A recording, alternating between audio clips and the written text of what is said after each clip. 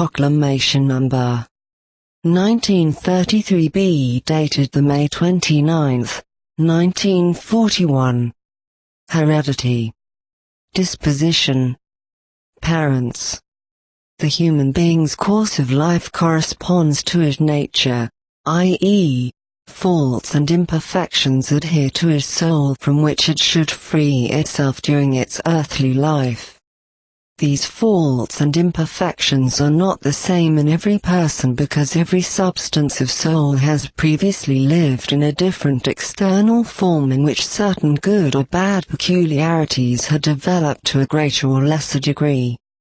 Consequently, people's nature will be quite different too, and likewise require different methods of teaching to promote what is good in them and to overcome what can be regarded as inadequate or bad. It would now be completely wrong to assume that all souls are formed alike at the moment of their embodiment on earth. There are in fact many differences, and the human being assigns these differences between the beings to heredity.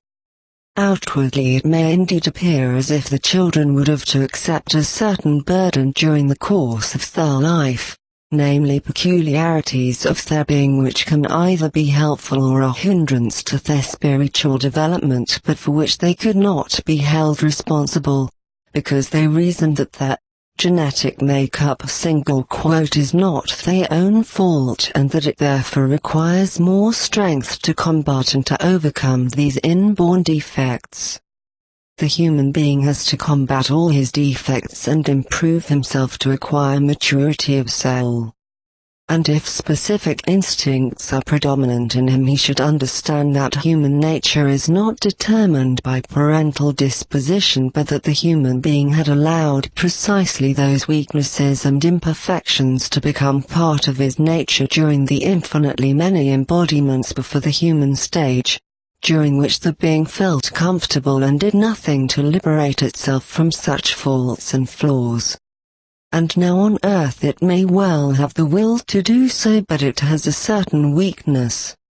It considers its deficiency as its just right because it regards them as its inheritance without fault of its own.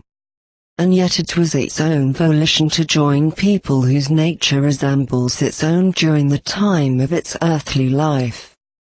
Precisely this similarity of nature had attracted the soul-seeking incarnation.